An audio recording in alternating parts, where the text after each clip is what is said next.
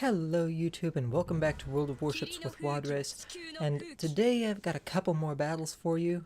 Again, just kind of breaking from the theme of aircraft carriers and high tier battles. I am doing a match in the tier 6 Imperial Japanese battleship, the Fuso. And of course, once this match is over, just because I do have a couple of quick matches more than anything else, I am also going to be showcasing a battle in the tier 3 HMS Dreadnought afterwards. So stick around and just enjoy the show. Now, one of the things that I will say is that the Fuso is probably the first battleship that I actually enjoyed, aside from the I keep wanting to call them HMS for some reason. I know they're not. So let me just kind of go on record by stating this properly. The IJN battleships, Fuso and Congo, were my first good experiences with the Japanese battleship line. The Congo more because she was quick and she did have decent guns, but the Fuso was pretty much the best experience as far as I could recall for just long-range artillery. And that was one of the nice things about them too. I mean, look at that, 10,000 on the Nelson at, what, 18 kilometers? So yeah, nice, decent, accurate guns for what they are at their tier. And one of the things that I can say is that I always enjoyed the Fuso's ability to snipe at long range, when that was the only targets that she happened to have. Her close range gunnery, not quite so good, but, you know, it's better than nothing still. Fortunately, our friendly Ryuja takes out that Akotnik for me, so it's the least of my worries. But I do have other things to take my attention on this side of the map. Anyway, kind of coming back to what I was saying, one of the things that I always liked about the Fuso was, again, her long-range gunnery, but also the fact that she has 12 guns in double turrets. So they're very versatile. She can spread her fire around a lot more, and you can definitely punish targets a little bit easier with her gunnery when all of them are on target. Hi. There was one match where when I was starting to grind the line through the IJN, back when I had only really just gotten the Fuso, where I actually had my spotter plane up on two brothers, and just at max range, something like 25, almost 30 kilometers, I was shooting at an enemy aircraft carrier.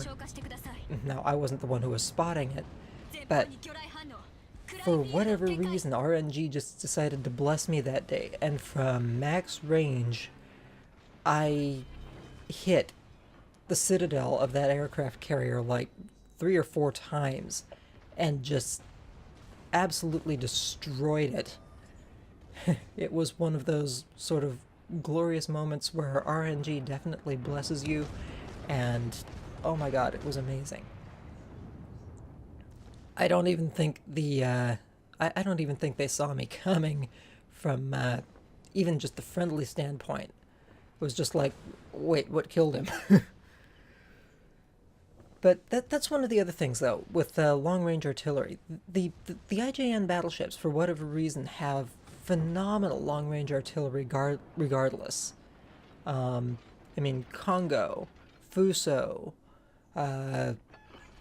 Nagato, Amagi. On the American line, it's not until you get up to the North Carolina where you actually start getting some decent long-range artillery. But with the IJN, they outrange the American battleships so easily. It's almost effortless on their part. That's actually one of the reasons why I learned how to play American battleships as bow tankers so early on. Just because that was the only way I could really cope to actually get in range of any of these phenomenally long-range and effective Japanese battleships. So, yeah, I mean, that's one of the things that I always enjoyed about the Imperial Japanese battleships, was just their excessive long range. And that's something that I guess they retain moving up into the Yamato and so on. I do have a hard time expressing myself sometimes, I guess, and I apologize if that detracts from any of my videos. Anyway, that match wasn't bad. I mean, 72,000 damage done, 62,000 credits earned in a Tier 6 Imperial Japanese battleship, and as far as I'm concerned, that's actually pretty standard fare for the Fuso, considering all of her strengths. By comparison, then there's this match in the HMS Dreadnought at Tier 3. Now, this match is by no means phenomenal either, but at the same time, there are just some things that you don't see very often regardless of tier. And, well, for Tier 3, I mean, 50,000 damage, at that point you're starting to actually get some decent numbers. Granted, they're not carries, but still very decent. And, well, this one's no exception. Now, granted, there are a couple of extenuating circumstances that actually make it possible, but, well, you'll see what I mean as the battle goes. Now, one thing that I do say on the straight map, I always like swinging towards the map border at A, or if I'm on the lower line, down towards the J line. Just because most of the enemy ships, they'll just charge in along B, C, or D line, or conversely the GHI line, and so it's easier to get into a flanking position if you move out towards the A, B, or IJ line. And it just makes it easier to handle the enemy ships so long as you play your cards right. And, well,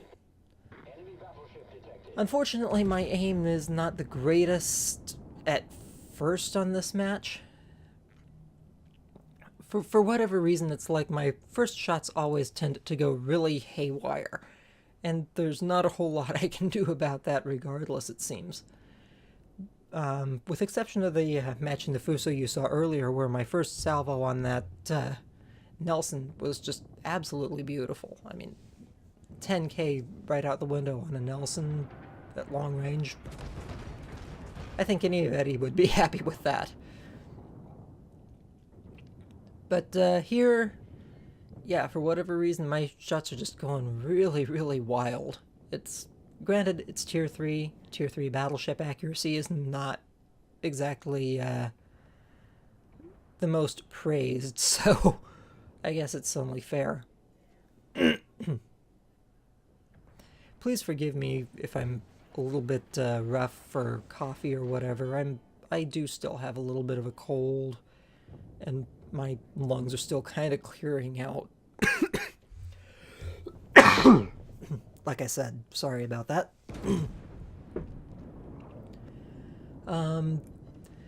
Now, this is kind of a case in point for what I said, with the enemy just kind of charging in along the BCD line. Enemy wicks just charged straight into our cap, and, well, now that it's in the capture zone and nobody else friendly it's kind of scramble, get as much shit on target as possible as quickly as we can to keep it from capping us out early. And yeah, I guess that'll do. I mean, okay, sure, 6 over pens, but who's counting when it is more than enough to kill the enemy ship? Of course, next to Taker is the Kolberg, and just one of the things that I do enjoy about the Dreadnought is that it has decently good forward firing arcs on the 3 forward batteries. It can't get all the way over to get all 3 guns on target at the same, all 3 forward guns on target at the same time, but if you're good enough swinging your rudder around, you can actually get the vast majority of your armament on target and firing without having to do an exceptional amount of maneuvering.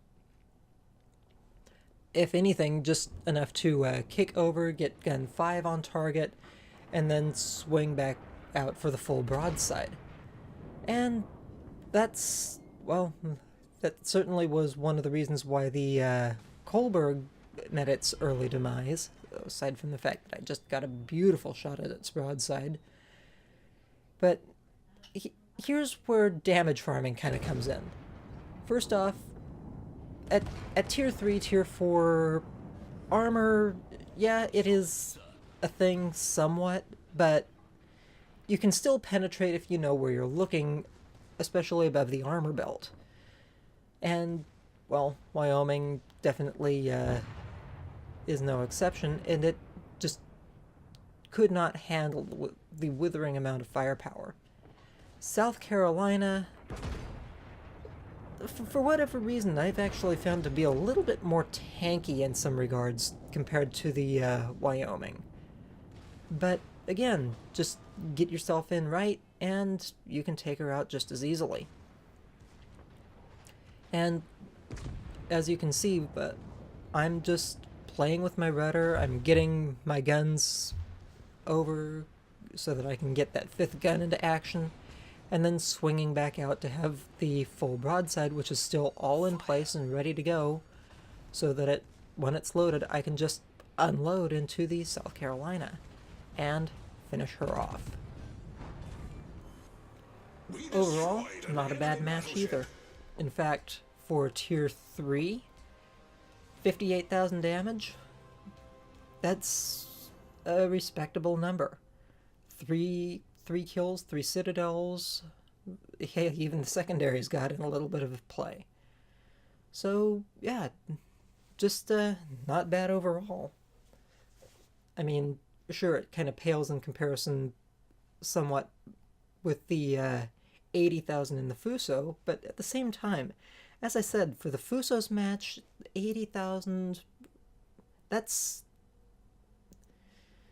kind of standard fare once you're actually used to playing one of the IJN battleships at those tiers. You just get the proper targets at long range, or bow on, or whatever, and you can wreak all kinds of havoc. At tier 3, it's a little bit trickier. And of course, the health pools are not that substantial, so farming even this amount of damage is, again, it's respectable. Overall, 12,000 credits earned for the match in the Dreadnought, and 1,800 experience points earned for the Commander. Anyway, on that note, I hope you all enjoyed this video, and I hope you do not forget to hit that like and subscribe button if you have enjoyed what you've seen here. And just enjoyed taking the break from high tiers and aircraft carriers. Anyway, happy hunting, take care, catch you all later.